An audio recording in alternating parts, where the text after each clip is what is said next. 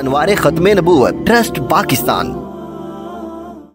میرے انتہائی واجب الاحترام معزز سامعین کرام، اللہ تعالیٰ کا جتنا شکر ادا کیا جائے کم ہے کہ اس نے ہمیں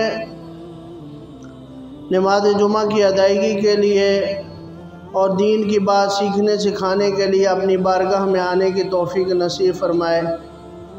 دعا فرمائے اللہ تعالیٰ یہ ہمیں مرتے دم تک توفیق عطا فرماتے رہیں اور اسی طرح مخلصانہ طور پر خلوص والی حاضری اپنی بارگاہ میں نصیب فرمائے۔ آپ حضرات کو علم ہے کہ رمضان المبارک کی آمد ہے۔ نبی پاک صلی اللہ علیہ وآلہ وسلم نے رمضان المبارک کے آنے سے پہلے صحابہ کرام رضی اللہ عنہم کو ایک طویل خطبہ ارشاد فرمایا اور اس میں فرمایا کہ ایک مہینہ آنے والا ہے جو بڑی برکتوں والا عظمتوں والا مہینہ ہے، اور فرمایا کہ اس مہینے میں اللہ تعالیٰ نے نوافل کی جو قدر و قیمت ہے وہ فرضوں کے برابر کر دی اور فرضوں کی قیمت 70 گنا بڑھا دی ہے، اور اتنی برکتوں والا مہینہ ہے۔ اس ماہ مقدس میں اللہ تعالیٰ نے دو ہمیں لازمی عبادتیں دی ہیں، دو لازمی عبادت دی ہیں۔ ایک کو فرض کا درجہ حاصل ہے جس کو روزہ کہتے ہیں، اور ایک کو سنت مؤکدہ کا درجہ حاصل ہے جس کو تراویح کہتے ہیں۔ یہ دونوں ایسی اللہ تعالیٰ نے ہمیں عبادتیں دی، نعمتیں دی ہیں جو غیر رمضان میں نہیں ملتی، کہ فرض ہونے والی چیز روزہ ہے، اور حضور صلی اللہ علیہ وسلم اور صحابہ کرام نے ساری زندگی جس عمل کو کیا وہ 20 تراویح ہے۔ اور اس ماہ مقدس میں اللہ تعالیٰ کی رحمتیں برکتیں نازل ہوتی ہیں، اور جو حدیث میں نے آپ کے سامنے تلاوت کی اس میں حضور صلی اللہ علیہ وآلہ وسلم فرما رہے ہیں کہ روزے دار کے لیے دو خوشیاں ہیں، روزے دار کے لیے دو خوشیاں ہیں کہ جب وہ افطار کرتا ہے خوشی تو اس وقت اس کو خوشی حاصل ہوتی ہے، اور دوسری خوشی اس وقت جب وہ اپنے رب سے ملتا ہے۔ اور اللہ تعالیٰ نے فرمایا کہ روزہ میرے لیے ہے اور میں ہی اس کی جزا ہوں۔ تو اس پر سوال ہوتا ہے کہ ساری عبادات اللہ ہی کے لیے ہیں، نماز بھی اللہ کے لیے، صدقہ خیرات بھی اللہ کے لیے، اور زکوٰۃ بھی اللہ کے لیے، حج بھی اللہ کے لیے، غرض جتنے بھی اعمال ہیں سارے اللہ کے لیے ہیں، تو اللہ تعالیٰ نے خاص روزے کے لیے کیوں فرمایا کہ یہ میرے لیے ہے اور میں ہی اس کی جزا دوں گا؟ اس پر محدثین نے بہت سی باتیں کہی ہیں۔ علامہ نووی رحمۃ اللہ علیہ نے بڑی اچھی تشریح کرتے ہوئے فرمایا کہ جتنی بھی باقی عبادات ہیں ان میں غیر کا دخل شامل ہو سکتا ہے، کہ نماز کسی اور کے لیے پڑھی جا سکتی ہے، صدقہ خیرات کسی اور کے لیے کیا جا سکتا ہے، حج میں ریاکاری ہو سکتی ہے، لیکن روزہ ایک ایسی چیز ہے جس میں ریاکاری نہیں ہوتی، وہ خالص اللہ کے لیے ہوتی۔ اگر کوئی شخص یہ نیت کرے کہ مجھے فلاں لوگ دیکھ رہے ہیں اور میں ذرا اچھی کر کے نماز پڑھ لوں، تو یہ غیر کے لیے نماز ہو گئی۔ اگر کوئی صدقہ خیرات اس نیت سے کرتا ہے کہ لوگ کہیں کہ یہ بہت بڑا سخی ہے، تو یہ کیا ہو گئی؟ غیر کے لیے عبادت ہو گئی۔ اگر کوئی شخص حج کرتا ہے اور اس کے دل میں یہ ہو کہ لوگ مجھے آج کے بعد حاجی کہیں گے، تو یہ عبادت اللہ کے لیے نہ ہوئی۔ لیکن روزہ ایک ایسی عبادت ہے کہ جو خالصتاً اللہ تعالیٰ کے لیے، اس میں ریا کا شبہ ہی نہیں ہے، اور اتنی اہم عبادت ہے کہ حضور صلی اللہ علیہ وسلم کی حدیث کا مفہوم ہے کہ اللہ تعالیٰ جو فرما رہے ہیں کہ یہ میرے لیے ہے اور میں ہی اس کی جزا ہوں، اس کا مطلب یہ ہے کہ ساری عبادات کا اللہ نے ثواب بتا دیا کہ جو جماعت کے ساتھ نماز پڑھتا ہے اس کا یہ ثواب ہے، جہاں جمعہ ہوتا ہے وہاں باجماعت نماز پڑھنے کا ثواب یہ ہے، لیکن روزے کا ثواب نہیں بتایا۔ روزے کا ثواب فرمایا کہ میں خود اپنے خزانوں سے کھولوں۔ تو اتنی اہم عبادت اللہ تعالیٰ نے ہمیں عطا فرمائی ہے کہ حضور صلی اللہ علیہ وآلہ وسلم کی اس حدیث میں فرمایا، اس حدیث کی جو دوسری فضیلت ہے کہ روزہ ڈھال ہے۔ دوسری خصوصیت جو ارشاد فرمائی، فضیلت ارشاد فرمائی کہ روزہ ایک ڈھال ہے۔ ڈھال ہونے کا مطلب کیا ہے کہ پہلے زمانے میں تلواروں سے جب لڑائیاں ہوتی تھیں، جنگیں ہوتی تھیں، تو لوہے کی ایک ڈھال ہوتی ہے جو ہاتھوں پر پہنی ہوتی تھی، اور اسی طرح سر پر لوہے کی ٹوپی پہنی ہوتی تھی تاکہ تلوار اثر نہ کرے۔ آج کے دور میں ہم یہ کہہ سکتے ہیں بلٹ پروف جیکٹ، یہ بلٹ پروف جو چیزیں ہیں یہ ڈھال ہے۔ تو ایسے ہی گناہوں سے بچانے والی چیز روزہ ہے۔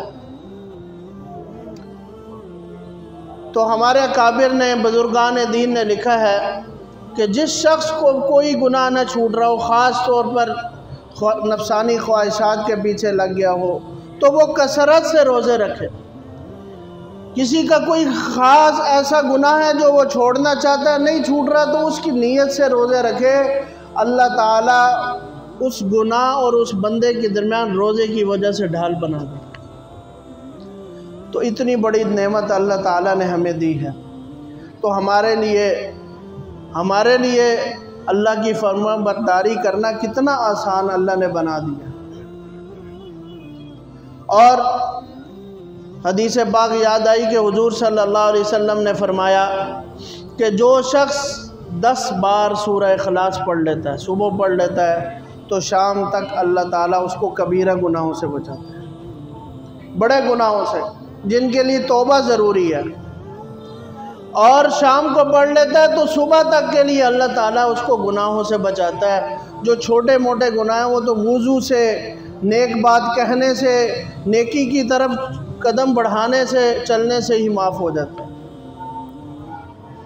تو اللہ تعالیٰ کی فرما برداری کرنا اتنا آسان ہے، اور یہ جو مہینہ آ رہا ہے یہ تو اللہ تعالیٰ کی فرما برداری ساری زندگی کیسے کرنی ہے اس کی پریکٹس کا مہینہ ہے، کہ ہم شیطان جب قید ہوتا ہے تو اس کا فائدہ اٹھاتے ہوئے ہمارے دل میں بہت سے جذبات ہوتے ہیں، ہم تلاوت زیادہ سے زیادہ کریں، عام دنوں میں جو نفل نہیں پڑھتے ہم چاہتے ہیں وہ بھی نفل پڑھ لیں، عام دنوں میں صدقہ خیرات نہیں کر پاتے، رمضان میں کوشش ہوتی ہے صدقہ خیرات کر لیں۔ اور بہت سے لوگ جو ہے رمضان میں عمرہ کرنے اس لیے جاتے ہیں کہ رمضان میں عمرہ حج کے برابر، یعنی وہ اپنی جو اللہ تعالیٰ نے اطاعت کے جو جذبات دیے ہوتے ہیں ان کو پر قابو پانے کے لیے اللہ تعالیٰ نے ہمیں مہینہ عطا فرمایا، کہ جس طرح اللہ تعالیٰ شیطان کو قید کر کے جو جذبات نیکی کے مسلمان میں ہوتے ہیں وہ جذبات سارا سال قائم رہنے چاہیے۔ اس کے لیے ایک تو روزہ ہے، دوسرا کثرت سجدہ ہے۔ کثرت قرآن پاک میں ہے نا، اللہ تعالیٰ نے فرمایا سجدہ کرے اور میرے قریب ہو جائیں۔ تو کثرت سجدہ، اگر بندہ کوئی فرض نماز سنت کے علاوہ کوئی اور نوافل نہیں پڑھ سکتا، تراویح بھی پڑھ لے تو کثرت سجدہ میں شامل ہو جائے۔ تو دو چیزیں، روزہ رکھنے سے وہ گناہوں سے ڈھال بنے گا، اللہ کا قرب نصیب ہوگا، کثرت سجدہ کرے گا، سجدے زیادہ کرے گا تو اللہ کے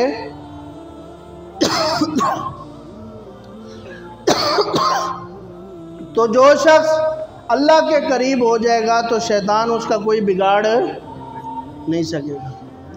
تو کتنی اہم عبادت، کتنا اہم مہینہ برکتوں والا، رحمتوں والا آ رہا ہے، تو ہمیں پہلے سے اس کی تیاری کرنی چاہیے۔ اس کی تیاری کے لیے کیا کرنا ہے؟ اپنا نظام الاوقات سب سے پہلے بنانا ہے کہ اس میں ہم نے اپنے کاروبار کو، اپنے گھر بار کو کتنا وقت دینا ہے، اور اپنی تلاوت کو، نوافل کو، نماز کو، ذکر کو کتنا وقت دینا ہے۔ یہ ایک ترتیب بنانی، بندے نے ترتیب بنائی ہو تو اس کے مطابق، جیسے اتوار کے دن عام طور پر گھروں میں شیڈول بنا ہوتا ہے کہ آج فلاں فلاں چھٹی ہے، فلاں فلاں کام کرنا ہے، تو رمضان المبارک میں بھی آپ شیڈول بنائیں کہ ہم نے رمضان کو کس طرح قیمتی بنانا ہے، اور اس کے لیے کتنا زیادہ سے زیادہ وقت ہم عبادات میں، اللہ کی اطاعت میں گزار سکتے ہیں۔ دوسری چیز، اپنے آپ کو ذہنی طور پر بھی تیار کرنا ہے کہ رمضان یوں نہیں کہ آیا اور گزر گیا اور پتہ ہی نہ چلا۔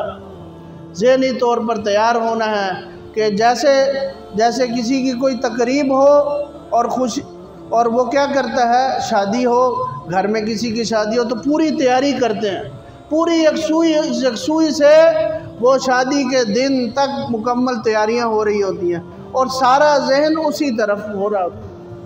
تو ایسے ہی رمضان المبارک آ رہا ہے تو اس کی تیاری ابھی سے کریں کہ رمضان المبارک میں ہم نے انشاءاللہ اس کو قیمتی بنانا ہے۔ تو قیمتی کیسے بنے گا؟ آپ زیادہ نفل نہیں پڑھ سکتے، زیادہ تلاوت نہیں کر، ذکر اذکار میں اپنا وقت گزاریں، درود شریف پڑھیں، اور حدیث پاک میں جو حضور صلی اللہ علیہ وسلم نے رمضان آنے سے پہلے صحابہ کرام کو جو طویل خطبہ ارشاد فرمایا، اس میں 2 چیزوں کا فرمایا کہ اس میں 2 چیزوں کی تم کثرت کرو۔ ایک پہلا کلمہ لا الہ الا اللہ محمد الرسول، سب پڑھ لیں، لا الہ الا اللہ محمد الرسول اللہ صلی اللہ علیہ وآلہ وسلم۔ دوسری چیز استغفار، استغفر اللہ ربی من کل ذنب واتوب الیہ، استغفر اللہ الذی لا الہ الا هو الحی القیوم واتوب الیہ۔ یا جس کو اتنا لمبا یاد نہ ہو سکے تو صرف استغفر اللہ ہی پڑھتا رہے۔ تو حضور صلی اللہ علیہ وسلم نے فرمایا کہ یہ 2 چیزوں کی کثرت کرو، اور عام دنوں کے مقابلے میں ہم تلاوت کی بھی کثرت کریں، کیونکہ رمضان اور قرآن کا آپس میں بہت گہرا تعلق ہے۔ حضور صلی اللہ علیہ وآلہ وسلم نے حضرت جبرائیل علیہ السلام سے دور کیا، یعنی دور کہتے ہیں ایک دوسرے کو سنانا، تو رمضان المبارک آیا تو آپ نے 2 بار دور کیا۔ آخری جو آپ کا رمضان تھا، آپ نے اس میں 2 بار حضرت جبرائیل علیہ السلام سے قرآن سنا بھی اور سنایا۔ تو اس کا مطلب یہ ہے کہ قرآن رمضان میں تلاوت کی بھی کثرت ہونی چاہیے۔ تو ایک نیکی کتنی بڑھ جاتی ہے؟ 70 گنا۔ تو عام دنوں میں اگر ہم بغیر وضو تلاوت کریں تو ایک حرف پر 10 نیکیاں، اور وضو کے ساتھ پڑھیں تو پھر وضو کے ساتھ پڑھیں تو کتنی نیکیاں؟ 25 نیکیاں۔ اگر نماز میں بیٹھ کر پڑھیں تو 50 نیکیاں ایک حرف پر، اور اگر نماز میں کھڑے ہو کر قرآن کا کوئی ایک حرف بھی پڑھ لیں تو 100 نیکیاں ملتی ہیں۔ تو رمضان میں 100 کو 70 سے ضرب دیں، اتنی نیکی بڑھ جاتی ہے۔ تو یہ گویا کہ نیکیاں کمانے کا مہینہ ہے۔ افسوس یہ کہ آج مسلمانوں نے اس کو اپنے مال کمانے کا مہینہ سمجھ لیا۔ ہم تھوڑی سی اپنی تاریخ پڑھیں، جو سلطنت عثمانیہ کی تاریخ ہے، یا ہمارے اکابر نے کس طرح رمضان گزارا ہے، کہ وہ اپنے کاروبار کو، صحابہ کرام بھی اپنے کاروبار کو جتنی ضرورت ہوتی اتنا وقت دیتے، باقی سارا وقت عبادت میں گزارتے تھے کہ شیطان قاعدہ اس سے فائدہ اٹھاتے تھے۔ ہمیں بھی چاہیے کہ ہم بھی اس عظیم نعمت کی قدر کریں۔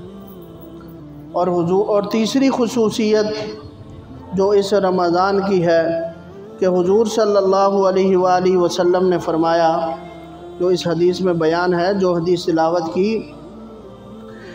کہ روزے دار کی منہ کی جو بو ہوتی ہے، بھوک کی وجہ سے جو پیدا ہو جاتی ہے معدے میں، اللہ تعالیٰ کے نزدیک مشک سے بھی زیادہ پسندیدہ ہے۔ تو یہ کب ہوگی؟ جب ہم روزے کے آداب کا خیال رکھیں گے۔ تو علماء نے روزے کے 6 آداب بیان کیے ہیں۔ روزے کا پہلا ادب یہ ہے کہ نگاہ کی حفاظت کی جائے۔ حدیث پاک کا مفہوم ہے کہ نگاہ جو ہے وہ شیطان کے تیروں میں سے ایک تیر ہے۔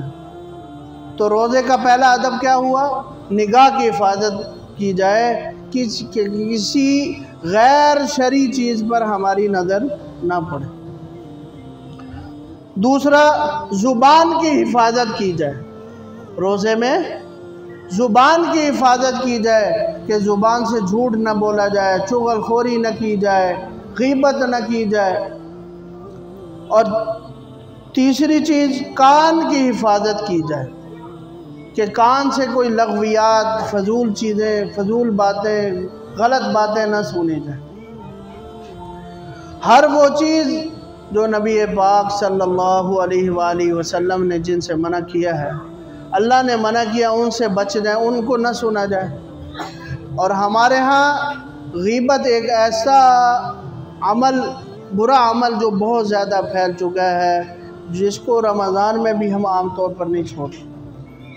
تو حضور صلی اللہ علیہ وسلم کے سامنے رمضان میں ایک عورت آئی تو اس کی طبیعت بہت زیادہ خراب تھی کہ وہ روزے افطاری کرنا چاہتی تھی۔ حضور کے پاس آئی کہ مجھے اجازت دیں، طبیعت خراب ہو رہی ہے، میں روزہ افطار کر لوں۔ حضور صلی اللہ علیہ وسلم نے اما عائشہ رضی اللہ عنہا کو کہا کہ پیالہ لے جائیں اور اس کو کہیں کہ اس میں کیا کرے۔ تو اس نے جب کیا کی تو اس میں سے گوشت کا لتھڑا آ گیا کہہ میں۔ تو حضور صلی اللہ علیہ وسلم نے فرمایا کہ اس نے کسی کی غیبت کی تھی، اس لیے روزے میں اس کی یہ حالت ہوئی ہے۔ روزے کے آداب کا خیال رکھتے ہوئے روزہ رکھیں تو روزہ تو حشاش بشاش کر دیتا ہے انسان، کیونکہ اللہ تعالیٰ نے ایسی کوئی عبادت نہیں ہم پر فرض کی یا لازم کی کہ جس سے انسان کی حالت غیر ہو جائے، کوئی عمل نہیں۔ کیونکہ قرآن خود کہتا ہے لا یکلف اللہ نفسا الا وسعها، کہ اللہ تعالیٰ نے انسان کی وسعت سے زیادہ کسی کو اس کا مکلف نہیں بنایا کہ وہ ضروری کوئی چیز کرنی ہے۔ اور نمبر 4، چوتھا ادب یہ ہے کہ باقی اعضائے، جو باقی بدن کے اعضاء ہیں، ان سے بھی ان کی بھی حفاظت کی جائے کہ ہاتھ جو ہیں وہ غلط چیز کی طرف نہ پکڑیں، ہاتھ غلط چیز کی طرف نہ جائیں، جیسے رشوت دینا لینا، یہ بھی غلط چیز کی طرف ہاتھ جا رہے ہیں۔ اور کسی کی کوئی چیز ناحق یا بغیر پوچھے لے لینا، یہ بھی کیا ہے؟ ناحق کی طرف جانا ہے۔ اور اسی طرح کانوں کا چلنا ہے، اور اسی طرح افطار کے وقت پیٹ کا خیال رکھنا کہ اتنا زیادہ نہ کھایا جائے کہ باقی جو آگے عبادات ہیں ان کا کرنا مشکل ہو جائے۔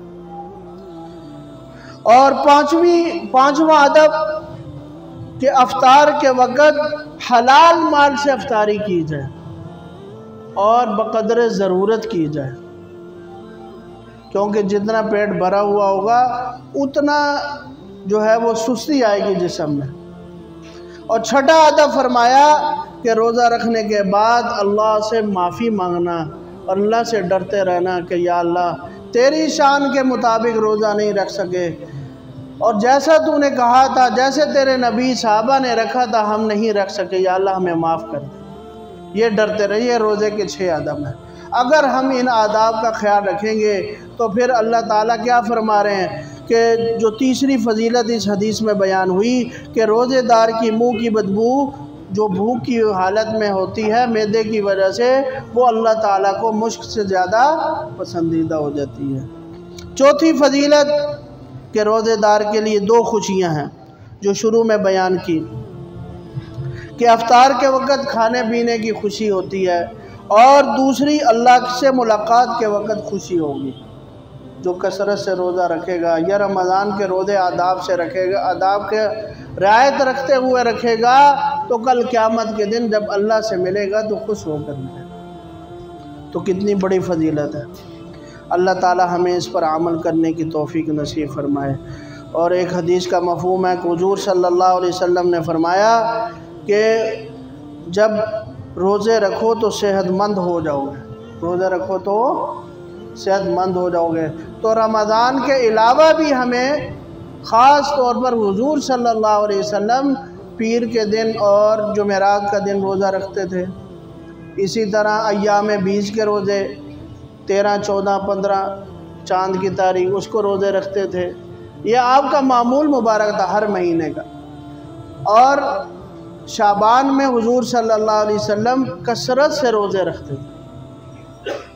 تو ہمیں بھی چاہیے کہ جتنے بھی مواقع آئیں، خاص طور پر جن میں حضور صلی اللہ علیہ وسلم نے روزہ رکھا ہے رمضان کے علاوہ بھی، ان میں اس کی کثرت کی جائے۔ اللہ تعالی ہمیں روزے کی آداب کی رعایت رکھتے ہوئے ہمیں رمضان کا مہینہ نصیب فرمائے اور اس کی قدردانی نصیب فرمائے۔ وآخر دعوانا ان الحمدللہ۔ انوار ختم نبوت ٹرسٹ پاکستان۔